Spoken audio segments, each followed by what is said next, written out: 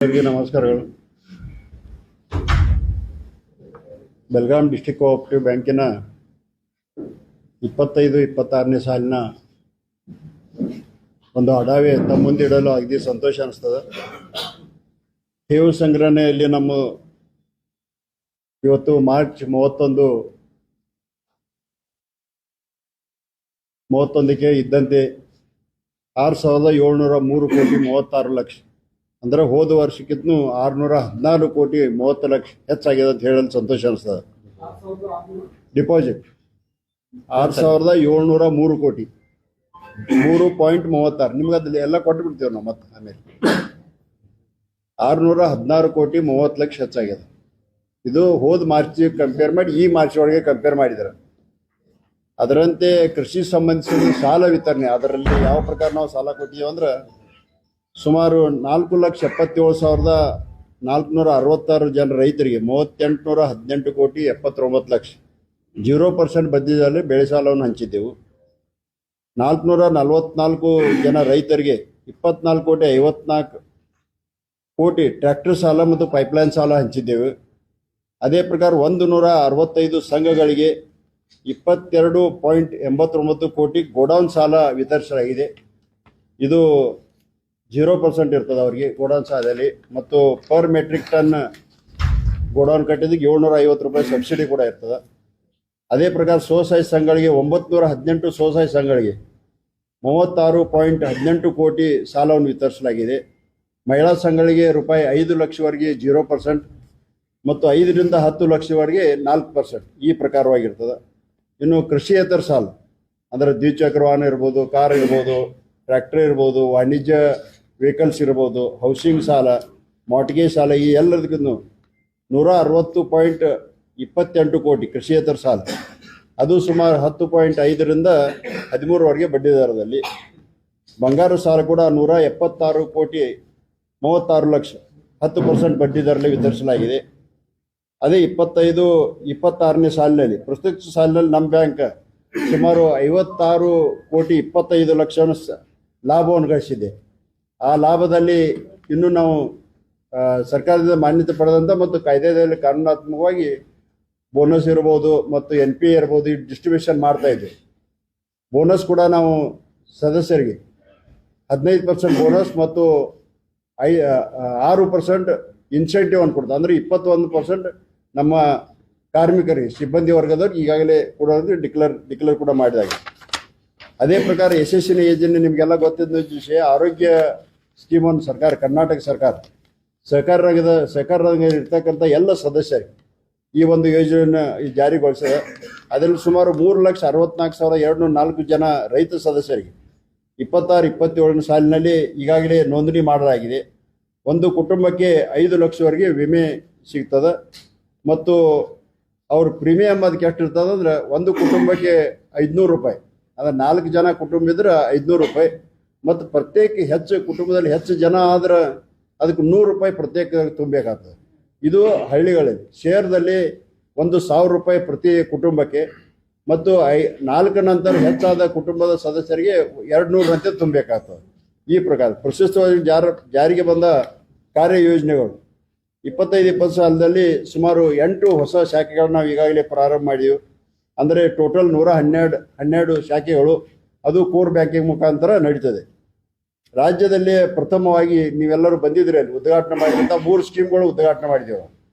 ಇರ್ತಕ್ಕಂಥ ನಮ್ಮ PKPS ಸೊಸೈಟಿಯ ಕಾರ್ಯದರ್ಶಿ ಮತ್ತು ಎಲ್ಲ ಸಿಬ್ಬಂದಿ ವರ್ಗದವ್ರಿಗೆ 1 ಲಕ್ಷ ಪರ್ಯಂತ ಹೆಲ್ತ್ ಇನ್ಶೂರೆನ್ಸ್, 5 ಲಕ್ಷ ಪರ್ಯಂತ ಲೈಫ್ ಇನ್ಶೂರೆನ್ಸ್ ಮತ್ತು 15 ಲಕ್ಷ ಪರ್ಯಂತ ನಮ್ಮ ಆಕ್ಸಿಡೆಂಟಲ್ ಇನ್ಶೂರೆನ್ಸ್. ಈ ಪ್ರಕಾರವಾಗಿ ಸುಮಾರು DC ಬ್ಯಾಂಕ್ನಿಂದ ಒಂದು 60% ತುಂಬಿ ಅವ್ರದ್ದು ಈಗಾಗಲೇ ನಾವು ವಿಮೆ ಸೌಲಭ್ಯವನ್ನು ಕೊಟ್ಟಿದ್ದೆವು. ಮತ್ತು ಬ್ಯಾಂಕಿನ ಡಿಜಿಟೀಕರಣಕ್ಕೆ ಸಂಬಂಧಿಸಿದಂತೆ ಗ್ರಾಹಕರ ತ್ವರಿತ ವ್ಯವಹಾರಕ್ಕಾಗಿ IMPS ಅಂದರೆ ಇಮಿಡಿಯೇಟ್ ಪೇಮೆಂಟ್ ಸರ್ವಿಸ್ ಸೌಲಭ್ಯವನ್ನು ಕಲ್ಪಿಸಲಾಗಿದೆ. ಅತಿ ಶೀಘ್ರದಲ್ಲಿ UPI ಯೂನಿಫೈಡ್ ಪೇಮೆಂಟ್ ಇಂಟರ್ಫೇಸ್ ಸೇವೆ ಕೂಡ ಆರಂಭಿಸಲಾಗುವುದು. ಅದೇ ಪ್ರಕಾರ ನಮ್ಮ ಬ್ಯಾಂಕಿನ ಪ್ರಧಾನ ಕಚೇರಿಯಲ್ಲಿ ATM ಆಟೋಮೇಟೆಡ್ ಟೆಲ್ಲರ್ ಮಷಿನ್ ಒಂದೇ ಇದೆ. ಇನ್ನು ಮುಂದಿನ ದಿನಮಾನದಲ್ಲಿ ನಾವು ಪ್ರತಿಯೊಂದು ಬ್ರಾಂಚ್ನಲ್ಲಿ ಮತ್ತು ಪ್ರತಿಯೊಂದು ತಾಲೂಕಾ 5 ಸ್ಥಳಗಳಲ್ಲಿ ಕೂಡ ಹೆಚ್ಚಿನ ಒಂದು ATM ಕೂಡ ಒಂದು ಅಳವಡಿಸೋದು ರಿಸರ್ವ್ ಬ್ಯಾಂಕ್ ಇಂಡಿಯಾ ಮತ್ತು ನಾಬಾರ್ಡ್ ಮಾರ್ಗಸೂಚನವಾಗಿ ಸೈಬರ್ ಸುರಕ್ಷತಾ ಫ್ರೇಮ್ ವರ್ಕ್ ಅನ್ನು ಕೂಡ ಬ್ಯಾಂಕಿನಲ್ಲಿ ಜಾರಿಗೆ ತರಲಾಗಿದೆ. ಅದೇ ಪ್ರಕಾರ ಪ್ರಾಥಮಿಕ ಕೃಷಿ ಪತ್ರವನ್ನು ಸದೃಢಗೊಳಿಸಬೇಕಾದ್ರೆ ಬ್ಯಾಂಕಿನ ವಿತರಿಸುವ ಕೃಷಿಯೇತರ ಸಾಲಗಳು ಪ್ರತಿ ಕಾರ್ಮಿಕ ಪ್ರಾಥಮಿಕ ಕೃಷಿ ಸಂಘ ಮುಖಾಂತರ ಕೂಡ ನಾವು ಈಗಾಗಲೇ ಪ್ರಾರಂಭ ಮಾಡಲಾಗಿದೆ. ಅದೇ ಪ್ರಕಾರ ಸಂಘದ ಆಡಳಿತ ಮಂಡಳಿ ಪ್ರಾಥಮಿಕ ಕೃಷಿ ಪತ್ತಿನ ಸಂಘದ ಆಡಳಿತ ಮಂಡಳಿ ಸದಸ್ಯರಿಗೆ ಮತ್ತು ಸಿಬ್ಬಂದಿ ವರ್ಗದವರಿಗೆ 1% ರಿಬೇಟ್ ದರದಲ್ಲಿ ಸಾಲವನ್ನು ಹಂಚುವ ಯೋಜನೆ ಕೂಡ ಈಗಾಗಲೇ ಮಾಡಲಾಗಿದೆ. ಮತ್ತು ನೀವು ಬಹಳ ಸಲ ಬಹುತೇಕ ಪ್ರೆಸ್ ಮೀಟ್ ಬಂದಾಗ ನೀವಿರ್ಬೋದು ಅಥವಾ ಕೆಲವೊಂದು ಯೂಟ್ಯೂಬ್ನಲ್ಲಿ ಬಹಳಷ್ಟು ಚರ್ಚೆಗೆ ಗ್ರಾಸವಾದಂಥ JN ಇನ್ಫ್ರಾಸ್ಟ್ರಕ್ಚರ್ ಅಂದರೆ ಜಯಶೀಲ್ ಶೆಟ್ಟಿ ಅವರು 130 ಕೋಟಿ 5 ಎಕರೆ ಮೇಲೆ ತೊಗೊಂಡ್ರದ್ದು ಬಹಳಷ್ಟು ಒಂದು ವಿಷಯ ಆಗಿದೆ. ಆದ್ರೆ ನಾನು ಇವತ್ತು ಹೇಳ ಬಯಸ್ತೇನೆ, ನಮ್ಮ ಒಳ್ಳೆಯ ಕಸ್ಟಮರ್ ಅವರು. ಯಾಕಂದ್ರೆ ಸುಮಾರು 130 ಕೋಟಿ ತಗೊಂಡು 11.60 ಕೋಟಿ ಈಗಾಗಲೇ ಬಡ್ಡಿಯನ್ನು ಕಟ್ಟಿದ್ದಾರೆ. ಮತ್ತು ಮಾರ್ಚ್ 31 ಪೂರ್ತಿ ಸಾಲವನ್ನು ಅವ್ರು ನಿಲ್ ಮಾಡಿದ್ದಾರೆ. ಅವ್ರ ಪೇಮೆಂಟ್ ಗೌರ್ಮೆಂಟ್ದಿಂದ ಬರಬೇಕಾದಿತ್ತು. ಅವ್ರು ಬಂದ ನಂತರ ಮೊದಲು DC ಬ್ಯಾಂಕ್ ನಿಮ್ಗೆ ಆಟ ಬೇಡಪ್ಪ ಅಂತ ತಿಳ್ಕೊಂಡು ನಮ್ಗೆ ಬಂದು ತುಂಬಿರಿ. ಯಾಕಂದ್ರೆ ಇನ್ನೂ ಇದ್ರೆ ನಮಗೆ ಬಡ್ಡಿ ಬರ್ತಿತ್ತು ವರ್ಷ. ಅದು ಒಂದು ಒಳ್ಳೆಯ ಕಷ್ಟ. ಅದೇ ಪ್ರಕಾರ ಲಕ್ಷ್ಮೀ ನರಸಿಂಹ ಏನು ಒಂದು ಸಕ್ಕರೆ ಕಾರ್ಖಾನೆ ಕೂಡ ತಾವು ಹೇಳ್ತಿದ್ರಿ, ಅದನ್ನು ಕೂಡ ಏನಿಲ್ದಾರ ಕೊಟ್ಟಿದ್ದೀರಿ ಅಥವಾ ಯಾವ ಕಂಪ್ನಿ ಇಲ್ಲ ಅಂದ್ಕೊಳ್ಳಿ. ಅದು ಕೂಡ ಮಾರ್ಚ್ 31ರವರೆಗೆ 20.27 ಕೋಟಿ ಬಡ್ಡಿಯನ್ನು ಕೂಡ ಅವರು ಈಗಾಗಲೇ ಕಟ್ಟಿದ್ದಾರೆ. ಅಂದ್ರೆ 1 ಮಂತ್ ಮಾನಿಟರಿ ಇಳಿದ ಮುಂದಿನ ವರ್ಷದಿಂದ ಅದು ಇನ್ಸ್ಟಾಲ್ಮೆಂಟ್ ಕೂಡ ಪ್ರಾರಂಭ ಆಗುತ್ತದೆ. ಅದರ ಮೇಲೆ ನಮ್ಮ ಇವತ್ತು ಶೇರ್ ಬಂಡವಾಳ ಈಗ ಮಾರ್ಚ್ 31 25ಕ್ಕೆ 303 ಕೋಟಿ ಇದ್ದದ್ದು ಇವತ್ತು 335 ಕೋಟಿ ಈ ವರ್ಷದಲ್ಲಿ. ಅಂದ್ರೆ 32.71 ಲಕ್ಷದಷ್ಟು ಈಗಾಗಲೇ ಹೆಚ್ಚಾಗ್ಯದ. ಅದೇ ಪ್ರಕಾರ ನಮ್ಮ ನಿಧಿಗಳು ಅಂದ್ರೆ ನಮ್ಮ ಫಂಡ್ಸ್ 375 ಕೋಟಿ ಇದ್ದು 396 ಕೋಟಿ ಆಗ್ಯದ. ಅಂದ್ರೆ 20 ಕೋಟಿ ಹೆಚ್ಚಾಗ್ಯದ. ಠೇವುಗಳು 6087 ಕೋಟಿ ಇದ್ದು 6700 ಅಂದ್ರೆ 616 ಕೋಟಿ ಹೆಚ್ಚಾಗ್ಯದ. ಹೊರಗಿನ ಸಾಲಗಳು ನಾವೇನು ಹೊರಗಿಂದ ನಾಬಾರ್ಡ್ ಅಥವಾ ಅಪೆಕ್ಸ್ ಬ್ಯಾಂಕಿನಿಂದ ಸಾಲವನ್ನು ತರ್ತಿದ್ದೆವು 1666 ಇದ್ದದ್ದು 2175 511 ಕೋಟಿ ಸಾಲವನ್ನು ಕೂಡ ಹೆಚ್ಚು ತಗೊಳ್ಳಾಗಿದೆ. ಗುಂತಾವಣಿಗಳಂದ್ರೆ ನಾವು ಇನ್ವೆಸ್ಟ್ಮೆಂಟ್ ಮಾಡಿದ್ವಿ ಹೋದ ಮಾರ್ಚ್ನಲ್ಲಿ 25 ಮಾರ್ಚ್ನಲ್ಲಿ 2275.80 ಇದ್ದದ್ದು ಈ ಸಲ 2519.27 ಕೋಟಿಯನ್ನು ನಾವು ಈಗಾಗಲೇ ರಿಸರ್ವ್ ಇಟ್ಟಿದ್ದೆವು. ಅಂದರೆ 845 ಕೋಟಿ ನಮ್ಮ ಇನ್ವೆಸ್ಟ್ಮೆಂಟ್ ಕೂಡ ಹೆಚ್ಚಾಗ್ಯದ. ಅದೇ ಪ್ರಕಾರ ಲಾಭ ನೀವು 56 ಕೋಟಿ ಅಂದ್ರೆ ಸುಮಾರು 23 ಕೋಟಿ ಅಷ್ಟು ಈಗಾಗಲೇ ಹೋದ ವರ್ಷಕ್ಕಿಂತ ಹೆಚ್ಚಾಗ್ಯದ. ದುಡಿಯೋ ಬಂಡವಾಳ 8592 ಹೋದ ವರ್ಷ ಇತ್ತು. ಈ ವರ್ಷದಲ್ಲಿ 9776 ದುಡಿಯೋ ಬಂಡವಾಳ ಅಂದ್ರೆ 1183.30 ಕೋಟಿ ಈಗಾಗಲೇ ಹೆಚ್ಚಾಗ್ಯದ.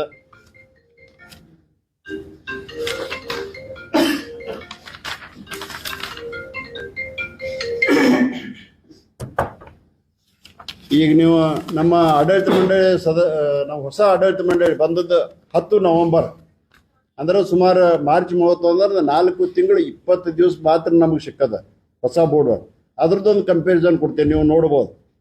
ಸುಮಾರು 328 ಕೋಟಿ ಶೇರ್ ಬಂಡವಾಳ 335 ಅಂದ್ರೆ 7 ಕೋಟಿ 45 ಹೆಚ್ಚಾಗ್ಯದ. ನಿಧಿ ಫಂಡ್ಸ್ 395 ಕೋಟಿ ಇದು 396 ಅಂದ್ರೆ 62 ಲಕ್ಷ ಹೆಚ್ಚಾಗಿದೆ.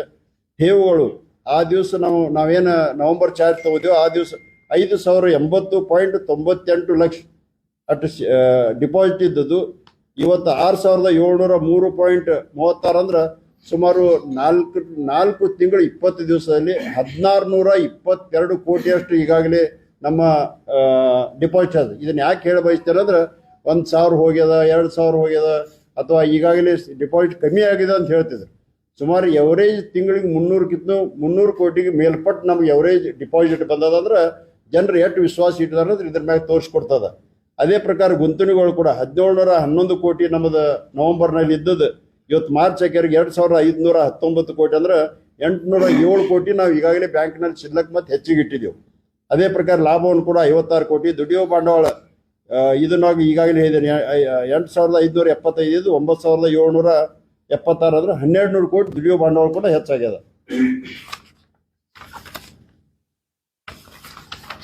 ಇದು ನೋಡಿದ್ರೆ ಬ್ಯಾಂಕಿನ ಎಷ್ಟು ರೈತರು ವಿಶ್ವಾಸ ಇಟ್ಟಿದ್ದಾರೆ. ರೈತರಾಗಲಿ ಮತ್ತು ಬೆಳಗಾವಿ ಜಿಲ್ಲೆ ಎಲ್ಲ ಗ್ರಾಹಕರು ಕೂಡ ಒಂದು ಒಳ್ಳೆಯ ವಿಶ್ವಾಸನ ಇಟ್ಟು ಡಿಪಾಸಿಟ್ ಕೂಡ ಹೆಚ್ಚಿಟ್ಟಿದ್ದಾರೆ, ಸಾಲವನ್ನು ಕೂಡ ತಗೋತಿದ್ದಾರೆ.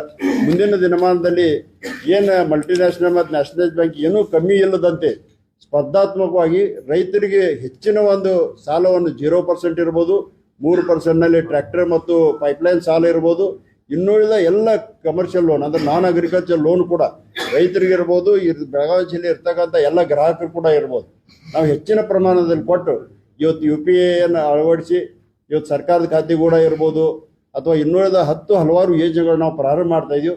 ಆದ ಕಾರಣ ಈ ಒಂದು ರಿಸಲ್ಟ್ ಬರಲು ನಮ್ಗೆ ಕಾರಣೀಕರ್ತರಾದ ಇವತ್ತು ನಮ್ಮ ಉಸ್ತುವಾರಿ ಮಂತ್ರಿಗಳಾದ ಸತೀಶ್ ಜಾರಕಿಹೊಳಿ ಅವರು ಮತ್ತು ಬಾಲಚಂದ್ರ ಜಾರಕಿಹೊಳಿ ನೇತೃತ್ವದಲ್ಲಿ ಈ ಸಂಸ್ಥೆ ನಡೀತದೆ. ಅದೇ ಪ್ರಕಾರ ನಮ್ಮೆಲ್ಲ ಬೆಳಗಾವಿ ಜಿಲ್ಲೆಯಲ್ಲಿ ಗ್ರಾಹಕರು ಇರ್ಬೋದು, ರೈತರು ಇರ್ಬೋದು ಮತ್ತು ಹೆಚ್ಚಿನ ಪ್ರಮಾಣದಲ್ಲಿ ಒಂದು ಶ್ರದ್ಧೆ ನೀಟ್ಟು ವಿಶ್ವಾಸ ನೀಟ್ಟು ಒಳ್ಳೆಯ ರೀತಿಯಿಂದ ಕೆಲಸ ಕಾರ್ಯ ಅಂತ ನಮ್ಮ ಎಲ್ಲ ಕಾರ್ಮಿಕ ವರ್ಗದವರು ಕೂಡ ಸಹಕಾರಿಯಾಗಿದ್ದಾರೆ. ಅವ್ರಿಗೆಲ್ಲರೂ ಕೂಡ ನಾನು ಧನ್ಯವಾದಗಳನ್ನು ಅರ್ಪಿಸ್ತೇನೆ.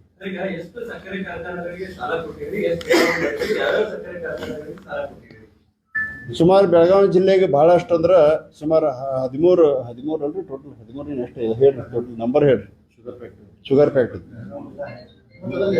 ಬೆಳಗಾವಿ ಅದೇ ಹೇಳ್ತೇನೆ 13 ಕೊಟ್ಟಿದ್ದೀವಿ. ಮತ್ತು ಬೇರೆ ಜಿಲ್ಲೆಗಳು ಕೂಡ ಒಂದು 3-4 ಸಕ್ಕರೆ ಕಾರ್ಖಾನೆ ಕೊಟ್ಟಿದ್ದಾರೆ. ಆಲ್ಮೋಸ್ಟ್ ಎಲ್ಲ ಸಕ್ಕರೆ ಕಾರ್ಖಾನೆ ನಮಗೆ ಇದಾಗಿ ಉಳಿದ ಮಾರ್ಚ್ನಲ್ಲಿ ಕರೆಕ್ಟಾಗಿ ತುಂಬಿದ್ದಾರೆ. ಈ ಸಲ ಉಳ್ಕೊಂಡದ ಸಂಕೇಶ್ವರ ಶುಗರ್ ಫ್ಯಾಕ್ಟ್ರಿ 14 ಕೋಟಿ ಬಡ್ಡಿ ಬರಬೇಕಿತ್ತು, 14 ಕೋಟಿ ನಮ್ದು ಇದು ಏನಂತಾರೆ ಕಂತು ಬರಬೇಕಿತ್ತು, 28 ಕೋಟಿ ಡಿಫಾಲ್ಟ್ ಆಗಿ NPA ಆಯ್ತದ ಸಂಕೇಶ್ವರ ಶುಗರ್ ಫ್ಯಾಕ್ಟ್ರಿ. ಅದ್ರ ಮೇಲಾಗಿ ಕೆಲವೊಂದು ಸಂಗಮನಾಥ್ ಶುಗರ್ ಫ್ಯಾಕ್ಟ್ರಿ ಒಂದು ನಮ್ಮ ಯಾವುದು ವಿಜಯಪುರ ಸಿಂದಗಿ ಅದು ಒಂದು ಡಿಫಾಲ್ಟ್ ಆಗ್ಯದ. ಆಮೇಲೆ ಹಳೆ ಉಳಿದ ಅವಂತೂ NPA ಆಗಿ ಹೋಗಿದಾವು. ಅವು ಮುಂದಿನ ದಿನಮಾನದಲ್ಲಿ ಯಾವ್ಯಾವ ಉಳಿದವು ಎಲ್ಲವನ್ನು ಕ್ರಮವನ್ನು ಹೋಗ್ತೇವೆ. ಹಳೇದು ನಮ್ಮದು ಘಟಪ್ರಭಾ ಒಂದು ಅದ ರೀ, ಎಂ ಕೆ ಹುಬ್ಳಿ ತಗೊಂಡಿಲ್ಲ ನಮ್ಮಲ್ಲಿ ಸಾಲಿಲ್ಲ ನಮ್ಮಲ್ಲಿ. ಅದು ಮತ್ತು ಸೋಮೇಶ್ವರ್ ಸಾಲಿಲ್ಲ. ಇವತ್ತು ಅಧ್ಯಕ್ಷರದಾರ ಅವರಲ್ಲೇ ಅದಕ್ಕೆ ಯಾರು ಮಾಲಕರು ನಾವ್ ಇರೋ ಮಟ್ಟ ಕರೆಕ್ಟ್ ಕಟ್ಟಿದೇವಲ್ಲ, ನಾವು ಬಿಟ್ಟಿದ್ದೇವೆ. ಅದು ಹಳೇದ ಸಾಲ ತಗೊಂಡಾರ ಅವ್ರು. ಈಗ ಸುಮಾರು ಹಿಂದಿನ ಪೀರಿಯಡ್ ನಲ್ಲಿ ತಗೊಂಡಿದ್ದ ಅವ್ರಲ್ಲ. ಈಗೇನು ಹೊಸದೇನು ಕೊಟ್ಟಿಲ್ಲ, ನಾವು ತಗೊಂಡಂತರೂ ಕೊಡ್ಲಿಲ್ಲ, ಇದು ಕೊಟ್ಟಿಲ್ಲ. ಅವಾಗ ಏನು ಹೈಯೆಸ್ಟ್ ಕೊಟ್ಟಿದ್ದಾರೆ ಸುಮಾರು. ಆಕ್ಷನ್ ತಗೋತೀವಿ ಏನಂದ್ರೆ ಹೌದು, ಅವಾಗ ಕೊಟ್ಟಿದ್ದಾರೆ ಎಲ್ಲ ಬೋರ್ಡ್, ಆ ಬೋರ್ಡ್ ಇದ್ದಾಗ ಕೊಟ್ಟಿದ್ದಾರೆ. ಸುಮಾರು 153 ಕೋಟಿ ಅಷ್ಟು ಸಾಲ ಅದ ಅದ್ರ ಮೇಲೆ. ಅದು ಔಟ್ಸ್ಟ್ಯಾಂಡಿಂಗ್ ಕಾರ್ಖಾನೆ ಮಾಡೋರಿ 300 ಕೋಟಿ 200 ಕೋಟಿ ಸಾಲ ಕೊಡ್ರಿ ಅಂತ ಯಾರ ಮತ್ತೆ ಅರ್ಜಿ ಕೊಡ್ತಾರೆ. ಬಂದವ್ರಲ್ಲ ಹೊಸವು ಬಂದವು. ಮತ್ತು ನಮ್ಮದಲ್ಲಿ ಒಂದು ಸ್ಕ್ರೀನಿಂಗ್ ಕಮಿಟಿ ಅಂತ ಮಾಡಿದ್ರು. ನಮ್ಮಲ್ಲಿ ಬೋರ್ಡು ಮತ್ತು ಒಬ್ಬರು ಕನ್ಸಲ್ಟೆಂಟ್ ತೊಗೊಂಡಿರ್ತೀವಿ, CA ಕೂಡಿ. ಅದು ಯಾವ್ಯಾವ ಅಂದ್ರೆ ಎಲಿಜಿಬಲ್ ಅದ ಅಂಥವು ಮಾತ್ರ ಕೊಡ್ತೀವಿ. ಅಂದ್ರೆ ಎಲಿಜಿಬಲ್ ಅಂದ್ರೆ ವಸೂಲಿ ಆಗುವಂಥವು ಅಂತ ಮಾತ್ರ. ಹೌದು ಮಾಡ್ತಾ ಇದೀವಿ. ಅಲ್ಲ ನೋಡ್ರಿ, ಇನ್ನೂವರೆಗೆ ಯಾಕೆ ಅರ್ಜಿ ಹೆಚ್ಚು ಬಂದಿಲ್ಲ ಅಂದ್ರೆ ನಮ್ಮ ಮೀಟಿಂಗ್ ಆಗಬೇಕು, ಆಮೇಲೆ ಸ್ಯಾಂಕ್ಷನ್ ಮಾಡಬೇಕು. ಆದ್ರೆ ಇವತ್ತು ನಮ್ಮೆಲ್ಲ ಆಡಳಿತ ಮಂಡಳಿ ನಾನು ಧನ್ಯವಾದ ಹೇಳ್ತೀನಿ. ಫುಲ್ ಪವರ್ ನಮ್ಗಾಗ್ಲಿ GMಗಾಗ್ಲಿ ಹಿಂಗೆ ಕೊಟ್ಟಿದಾರಲ್ಲ, ಅರ್ಜಿ ಬಂದ ನಂತರ ನಾವು ಸ್ಯಾಂಕ್ಷನ್ ಕೊಟ್ಬಿಡ್ತೇವೆ. ಇನ್ ಪ್ರಿನ್ಸಿಪಲ್ ಯಾವ್ದು ಕರೆಕ್ಟ್ ಅದ, ಆಮೇಲೆ ಘಟನೋತ್ತರ ಮಂಜೂರಿ ಕೊಡ್ತಾರೆ. ನಾವು ಅಂದ್ರೆ ಇವತ್ತು ಟ್ರ್ಯಾಕ್ಟರ್ ಅದ, ಅದೊಂದು ಸಿಸ್ಟಮ್ ಇದ್ರಲ್ಲ. ನಮ್ಮ ಹತ್ರ ಸ್ಟಾಫ್ ಅದ, ಅದ್ರ ಇದದ, ಅದಕ್ಕೆ ಮತ್ತೆ ಟೆಕ್ನಿಕಲ್ ಟೀಮ್ ಅದ ನಮ್ದು. ಇಲ್ಲ ನಮ್ಮ ಮುಂದೆ ಬಂದಿಲ್ಲ, ನಾವು ಬಂದಾಗ ಕರೆಕ್ಟ್ ಐತಿ ನಮ್ದು. ಯಾರೋ ಹೇಳ್ತಾರಂತ ಅಂತಂದಲ್ಲ. ಯಾರಂದ್ರಿ 2 ವರ್ಷದಿಂದ ಬರ್ದಿರ್ಬೇಕು. ನಮ್ಮಲ್ಲೇ ಬಂದವ್ ಕರೆಕ್ಟ್ ಇರ್ತಾರೆ, ನಾವು ಚೆಕ್ ಮಾಡಿಸಿದೇವ್ರಲ್ಲ. ಇಲ್ಲ ನಮ್ಮಲ್ಲೇ ಬಂದ್ರೆ ಕ್ಲಿಯರ್ ಮಾಡ್ಬೇಕಂದ್ರ ಈ ಯೂಟ್ಯೂಬರು ಅವರೆಲ್ಲ ಕೂಡಿ DCC ಬ್ಯಾಂಕ್ ಅಥವಾ ಲೋನ್ ತಗೊಂಡೆಲ್ಲ ಓಡಿಸೇ ಬಿಟ್ರೆ ನೀವು ಹೇಳ್ತಿಲ್ಲ ರೀ. SP ಸಂಬಂಧ ಅಲ್ಲದ್ರ ಮುಜಾವರನ್ನು ಫ್ಯಾಮಿಲಿ ಲ್ಯಾಂಡ್ ಅದ್ರ. ಇವ್ರು ಬಂದು 1926 ಕೋಕಳ ಎಂಟ್ರಿ ಆಗಿದ್ದಾರೆ ಪೊಲೀಸರು. ಗೋಳಿಬಾರ್ ಕಡೆಗೆ ನೀವೆಲ್ಲ ಪೇಪರ್ ಗೋಳಿಬಾರ್ ಕಡೆಗೆ ಇಷ್ಟ ಐತ್ರಿ, ಮುಂದೇನೂ ಇಲ್ಲ. ಮುಜಾವರ ಓನರ್ ಲ್ಯಾಂಡ್ ಇದೆ, ಅವರು ಭಾಳ ನಡೆದೈತದ. ಹೈಕೋರ್ಟ್ ಆಫ್ ಕರ್ನಾಟಕ ಏನು ಆರ್ಡರ್ ಮಾಡ್ತೀರಿ ಕಾರ್ಪೊರೇಷನ್ಗೂ DC ಇದನ್ನ ಪೇಪರ್ ಚೆಕ್ ಮಾಡಿಸ್ಬೇಕು. ಅಕಸ್ಮಾತ್ ಪೊಲೀಸರು ಕಾರ್ಪೊರೇಷನ್ ಏನಾರು ಡಾಕ್ಯುಮೆಂಟ್ ಹಾಜರು ಮಾಡಿದ್ರೆ ಅವ್ರು ಕೊಡ್ರಿ, ಅವ್ರು ಕೊಡೋದಿಲ್ಲ ಅಂದ್ರೆ ಓನರ್ ಕೊಡ್ಬೇಕಂತೇಳಿ ಹೈಕೋರ್ಟ್ ಆಫ್ ಕರ್ನಾಟಕ ಆರ್ಡರ್ ಮಾಡ್ತಾರೆ. ಅದ್ರ ಮೇಲೆ ಪ್ರೊಸೀಜರ್ ಎಲ್ಲ ನಡೀತದ. ನಡೆದು ಬಂದ ನಂತರ ಈಗೆಲ್ಲ ಓನರ್ ಹೆಸರು ಮ್ಯಾಗ ಉತ್ತಾರ ಇದ್ದಾರೆ. ಅದೆಲ್ಲ ಅಂದ್ರೆ ಮೊದಲು ಕರ್ನಾಟಕ ಸರ್ಕಾರ ಇತ್ತು, ಉತ್ತಾರ ಇತ್ತು. ಪೊಲೀಸರು ನಮ್ದು ಕ್ಲೇಮ್ ಮಾಡತ್ತಾರೆ. ಕ್ಲೇಮ್ ಮಾಡಾಕ್ರಿ ಅವರೊಂದು ಲೆಟರ್ ಕೊಟ್ಟು ಬಿಟ್ಟು ನಮ್ದು ಹಿಂಗೆ ಎಂಟ್ರಿ ಆಗಿತ್ತು ಅಂತಂದ್ರೆ ಕೋಕಳ ಎಂಟ್ರಿ ಅಂತಾರಲ್ಲ, ಅದು ಯಾಕಾಗೈತಿ ಅಂತ ದೊಡ್ಡ ಹಿಂದೆ ಅದ್ರ ಇತಿಹಾಸ ಐತೆ, ಅದನ್ನೆಲ್ಲ ಚರ್ಚೆ ಮಾಡಕ್ ಆಗೋದಿಲ್ಲ ರೀ. ಸೊ ಅದಕ್ಕೆ ಅವ್ರು ಅದೊಂದು ಕಾಗದ ಇಟ್ಕೊಂಡು ನಮ್ದತ್ತಾರ, ಅವ್ರಿಗೆ ಏನು ಆಗಿಲ್ಲ. ಅವ್ರು ಎಲ್ಲಿ ಸುಪ್ರೀಂ ಕೋರ್ಟ್ ಹೋದ್ರು ಪೊಲೀಸ್ ಆಗಲ್ಲ, ಮುಜಾವರ್ ಲ್ಯಾಂಡ್ ಅದು ಮುಜಾವರದಿಂದ ಜೈಸಿಲ್ ಸೆಟ್ರ್ ಖರೀದಿ ಮಾಡಿದ್ರು. ಸುಪ್ರೀಂ ಕೋರ್ಟ್ ಹೋದ್ರೆ ಅವ್ರಂತೆ ಆಗ್ತದೆ. ತಾತ್ಕಾಲಿಕ ಅವ್ರು ಫೈಟ್ ಮಾಡತ್ತಾರು, ಏನ್ ಮಾಡಕ್ ಆಗೋದಿಲ್ಲ.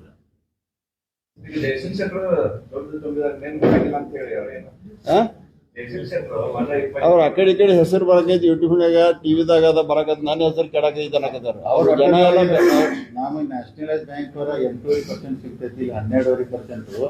ನಾವು ಬೇಡ, ನಾವು ನ್ಯಾಷನಲೈಸ್ ಬ್ಯಾಂಕ್ ತಗೋತು, ಈಗ ತಗೊಂಡ್ ನಾವು ಅದಕ್ಕೆ ಏನಿಲ್ಲ ರೀ ಚಲೋ. ಈಗ ನೀವು ಕೆಲ ಒಬ್ಬರ ಕೇಳಿ ಶುಗರ್ ಫ್ಯಾಕ್ಟ್ರಿ ಸೇಫ್ ಇಲ್ಲಿ ಲೋನ್ ಅಂತಾರೆ 100%. ಯಾಕಂದ್ರೆ ಶುಗರ್ ಫ್ಯಾಕ್ಟ್ರಿಗಳು ಮುಂದಿನ ದಿನಮಾನದಾಗ ಇನ್ನೂ ತೊಂದರೆ ಆಗ್ತಾವೆ. ಯಾಕಂದ್ರೆ ಮೊನ್ನೆಲ್ಲ ರೇಟ್ ಜಾಸ್ತಿ ಆಯ್ತು, ರೈತರು ಕೊಡೋದ್ರಿ ಭಾಳ ಫ್ಯಾಕ್ಟ್ರಿ ಲಾಸ್ ಅದು.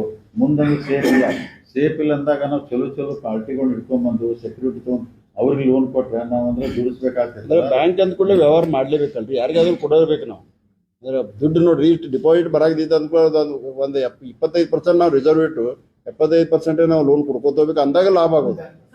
ಲಾಭ 100% ಕೂಡ ಇದೆ, 100% ಕೂಡ ಇದೆ. ಇನ್ನೂವರೆಗೆ ಏನಾಗಿತ್ತು ಅದ ಅಷ್ಟೊಂದು ನಮ್ಮಲ್ಲಿ ಅಂದ್ರೆ ವೈಡ್ ಆಗಿ ಎಕ್ಸ್ಪಾನ್ಷನ್ ಮಾಡಿದ್ದಿಲ್ಲ. ಅಂದ್ರೆ ರೈತರ ಬ್ಯಾಂಕ್ ರೈತರು ಕೊಡೋದು ಅಷ್ಟ ತಿಳ್ಕೊಂಡು ಹೊಂಟಿದೆ.